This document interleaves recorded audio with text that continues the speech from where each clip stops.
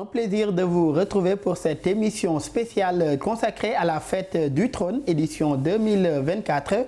En effet, le Maroc célèbre le 25e anniversaire de l'accession du roi Mohamed VI au trône, de forts moments de cohésion et d'unité nationale, mais aussi l'occasion de faire l'état d'avancement des projets et réalisations. C'est dans ce cadre que nous nous intéressons à l'occasion de cette émission spéciale sur la diplomatie religieuse du Maroc, à travers la formation des imams, la tradition soufie partagée, la construction de mosquées d'envergure, entre autres, dans les capitales régionales comme Dakar, Abidjan ou encore Conakry. Quelle force de la diplomatie religieuse vis-à-vis des pays africains?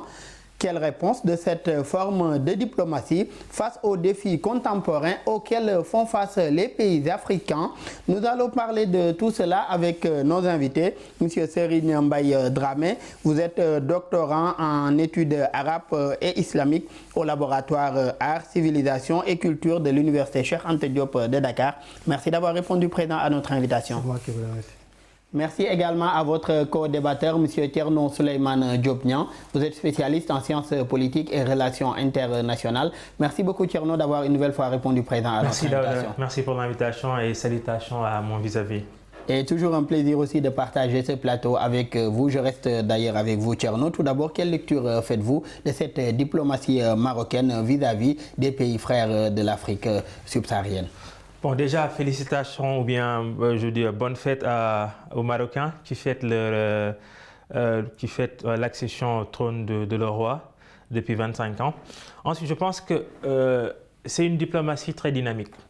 Le Maroc a compris qu'il fallait un peu s'appuyer sur un levier religieux qui les lie à d'autres pays, notamment le Sénégal, mais au-delà du Sénégal, des pays de la région sahélienne et même de la CEDEAO. Je pense que ce qui a surtout motivé ça, à mon sens, c'est que quand le souverain est venu au pouvoir, c'est un peu à la suite d'une décennie noire en Algérie.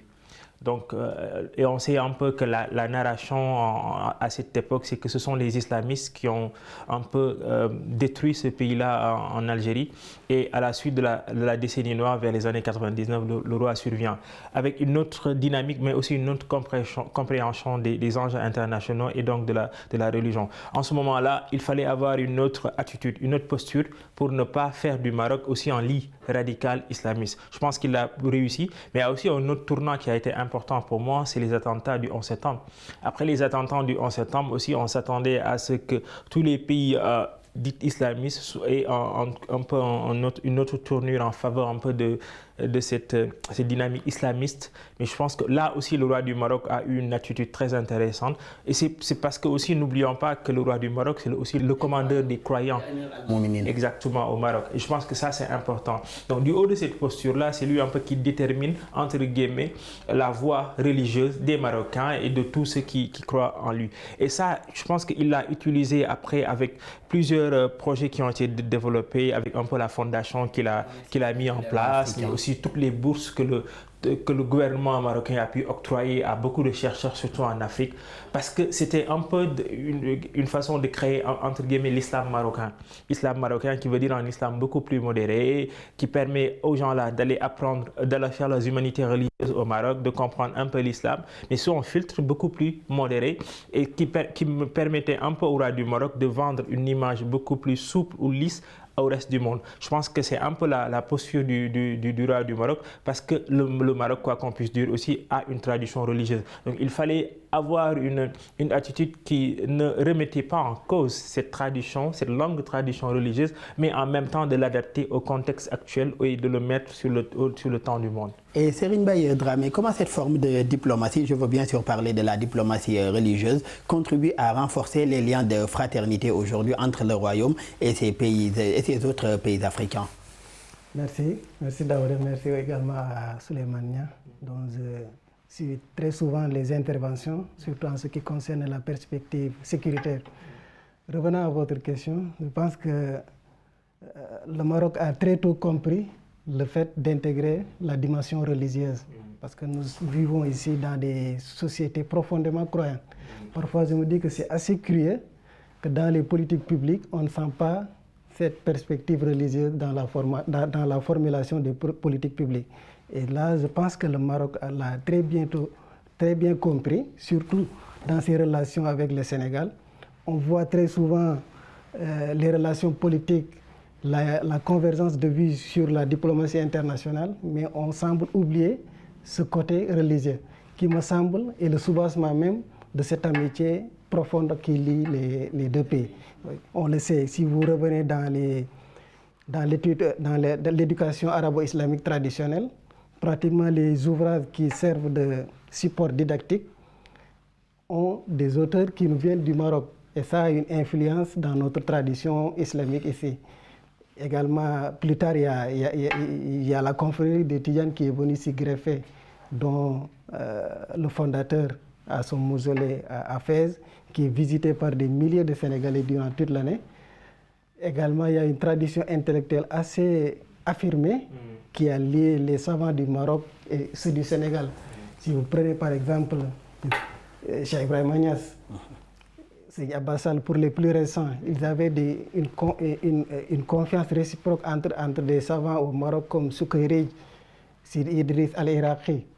Avant eux également, il y a El Hadj Malick Sy. Si vous relisez un peu ses écrits, il y a un de ses poèmes où même il exprime ses peines de ne pas pouvoir faire le voyage au Maroc. Même la tradition orale nous raconte que dans les années 1915, il a voulu faire le voyage. Il avait rassemblé toute la somme nécessaire, mais entre-temps, il a appris qu'il y avait des travaux d'extension qui se faisaient au niveau de la Zawiya de Fès. Il a dit que sa présence physique ne se justifiait pas, donc il a préféré envoyer cet argent-là pour participer aux travaux d'extension. Pour vous dire que ce côté religieux-là peut être intéressant qu'on le mette en perspective dans les relations internationales. Et nous y reviendrons tout à l'heure, puisque dans le cadre de la thèse de doctorat sur laquelle vous travaillez beaucoup aussi sur cette question. Comment aujourd'hui arriver à institutionnaliser dans un pays comme le Sénégal cette forme de diplomatie qui est la diplomatie religieuse?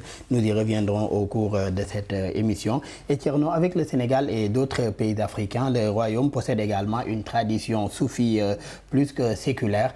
Serigne Baye Dramé l'a rappelé tout à l'heure, basée sur la Tijaniya, une confrérie soufie musulmane dont le fondateur repose à Fès, Cheikh Ahmed Tidiane Rabiet Anhu. Au-delà des religieux à la tête aujourd'hui de ces confréries, comment cette tradition soufie impacte-t-elle les relations diplomatiques entre nos États? Il y a certains aujourd'hui de ces chefs religieux que Dramé a rappelé tout à l'heure.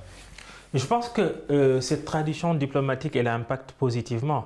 Ça permet par exemple au Maroc et au Sénégal souvent d'être logés à la même enseigne en termes d'entente ou d'élan même politique. Lorsque le Sénégal et le Maroc vont ensemble dans des forats ou en tout cas sur la scène internationale, souvent il y a des convergences de vues. Je pense que ça c'est une très bonne chose. Autre chose aussi, ce qui est intéressant dans votre question, c'est que quand on parle de diplomatie religieuse, on peut parler aussi de tourisme religieux. Tout à l'heure, il l'a dit, ça permet à des citoyens sénégalais d'aller à Fès pour faire le pèlerinage. Et donc ça, c'est important parce que c'est un pont touristique, c'est un pont religieux entre le Maroc et le Sénégal. On sait qu'aujourd'hui, ces deux pays-là, on peut... Même dans le cadre du tourisme religieux, des conventions lient d'ailleurs le Royal Air Maroc à nos confréries religieuses ici au Sénégal. Mais exactement, je pense qu'il y a une convention entre le Maroc et le Sénégal qui date de 1964, si je ne me trompe pas. Je pense que même on est et c'est cette convention un peu qui a impulsé, si vous voulez, beaucoup de rapports aujourd'hui entre le Maroc et le Sénégal qui permet aujourd'hui, cette convention permettra à des citoyens sénégalais d'avoir parfois les mêmes droits que les Marocains au Maroc dans le cadre du travail, mais aussi dans le cadre du logement. Donc ça, c'est une très bonne chose. Et c'est comme je disais tout à l'heure, quel que soit ce qu'on peut dire, La politique, c'est d'abord un style. C'est-à-dire que la diplomatie l'est encore. Le roi du Maroc, quand il est venu, le roi actuel, il a un peu déplacé le curseur, ou en tout cas, il a changé de style ou d'approche par rapport à son père, Hassan II.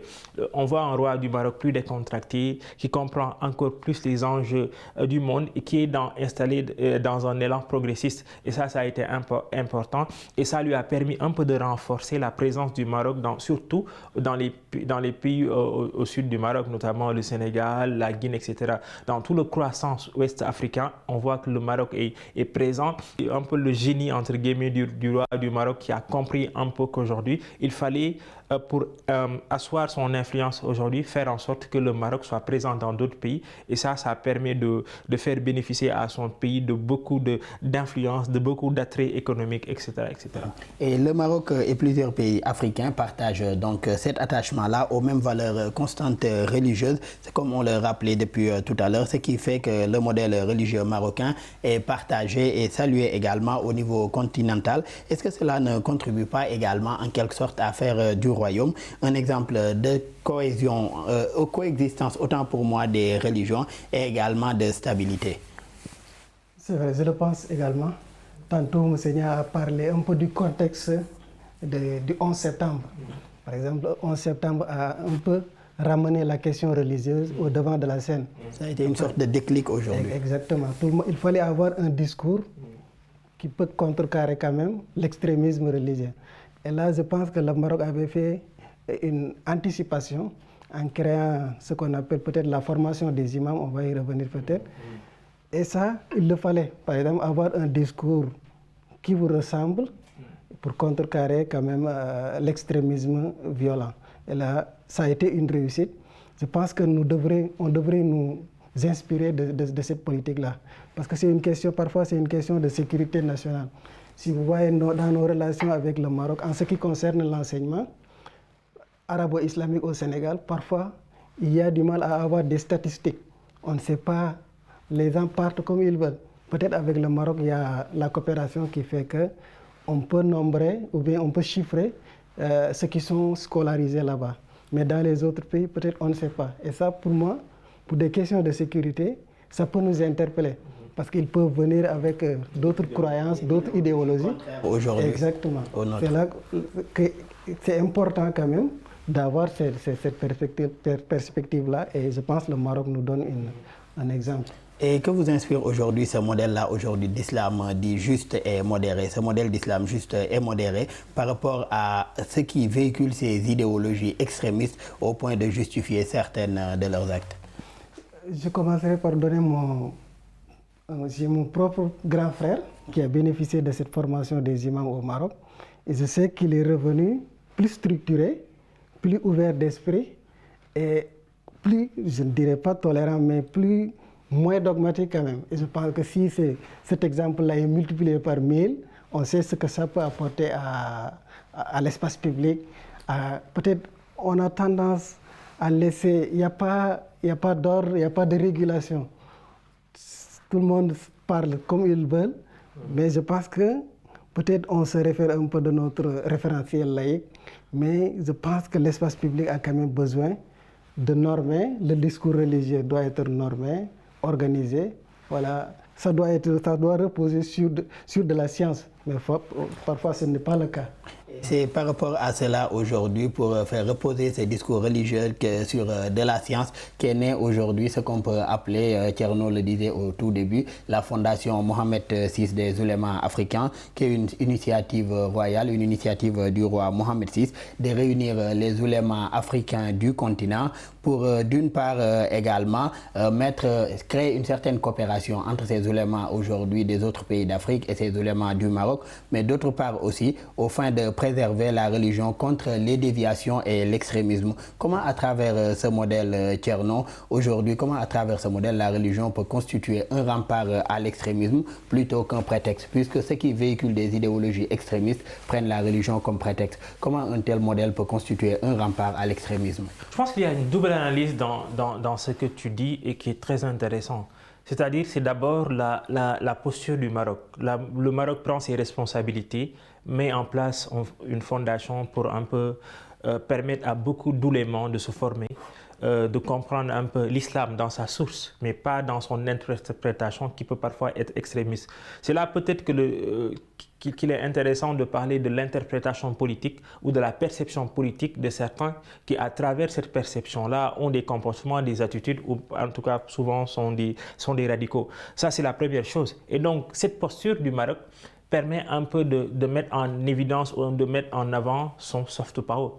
Je pense que le Maroc, en ce moment-là, non seulement s'implante dans les esprits ou en tout cas entre en scène au niveau des différents pays pour un peu leur faire comprendre que c'est le Maroc aujourd'hui qui a impulsé une autre compréhension de la religion, une compréhension peut-être authentique ou orthodoxe qui permet à ces gens-là de pratiquer les religions, mais sans pour autant d'être influencés par d'autres idéologies ou d'autres idéaux qui parfois peuvent être en porte-à-faux avec la religion. Ça, c'est la première chose.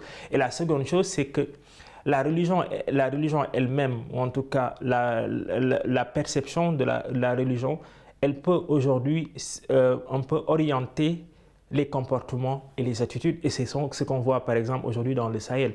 C'est-à-dire que beaucoup aujourd'hui prennent des armes ou en tout cas sont dans l'extrémisme violent au nom de la religion.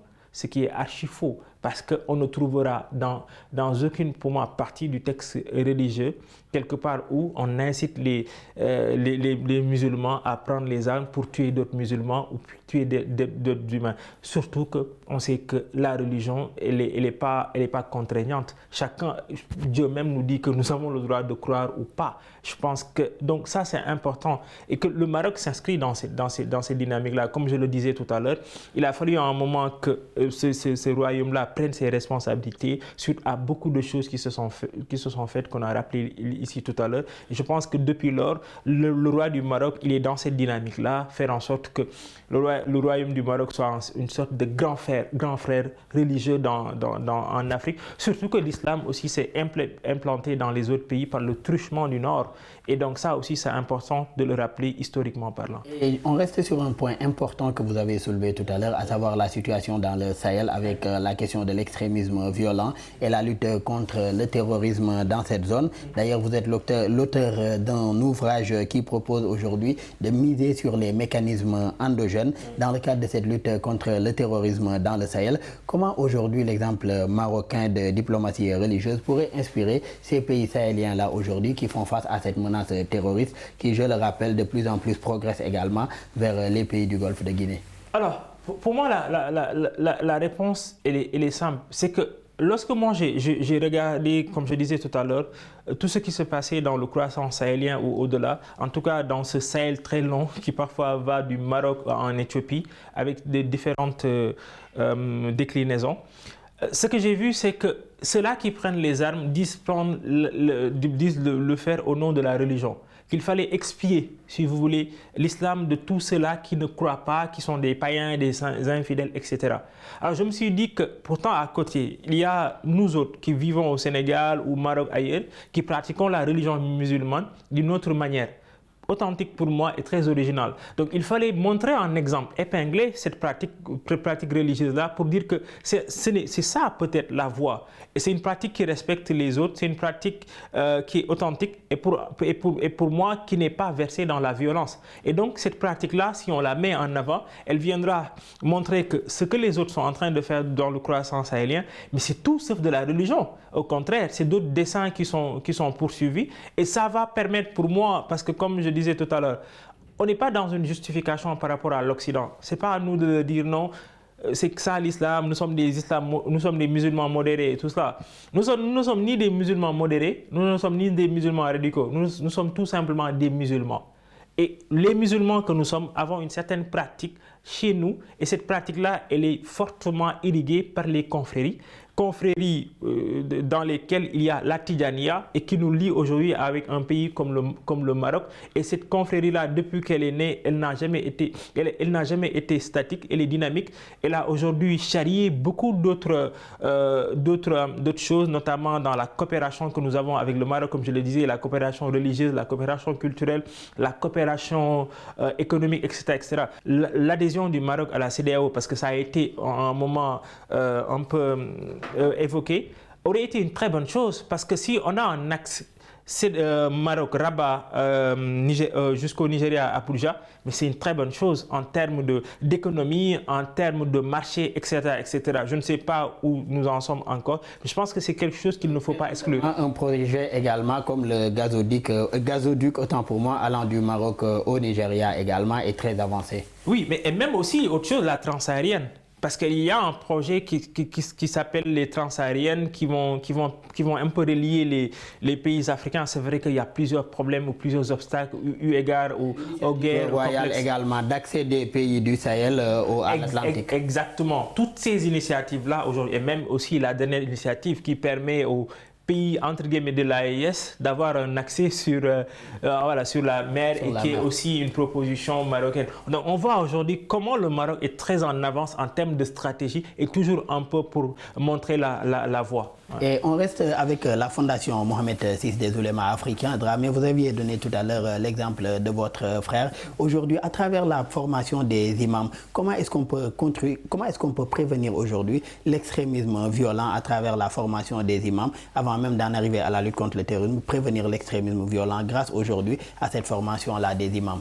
Je pense que l'État devrait peut-être prendre en compte que ce soit un institut ou bien une école dédiée peut-être à la formation de ces gens-là, des gens qui sont appelés à prendre la parole au nom de la religion pour leur inculquer certaines valeurs, comment se comporter peut-être avec le public, avoir un discours modéré pour la sauvegarde même de notre volonté de vivre ensemble. Je souhaiterais qu'on aborde à Durusu al-Hassanian les leçons religieuses emblématiques du Ramadan qui incarnent aussi une tradition profondément ancrée dans la culture et la spiritualité marocaine. Cela a été initié par le roi Feu Hassan II, perpétué sous le règne également de son fils le roi Mohamed VI. Comment ces leçons du Ramadan aujourd'hui représentent-elles des moments de spiritualité, de savoir et d'ouverture internationale, puisque beaucoup d'érudits également africains ou d'autres même pays sont invités à venir participer?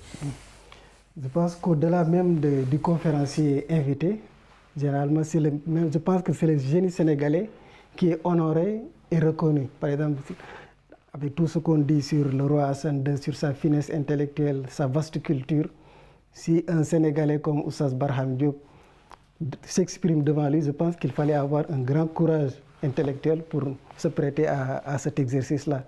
L'édition dernière, le Ramadan passé, je pense aussi que c'est un autre Sénégalais qui a été invité,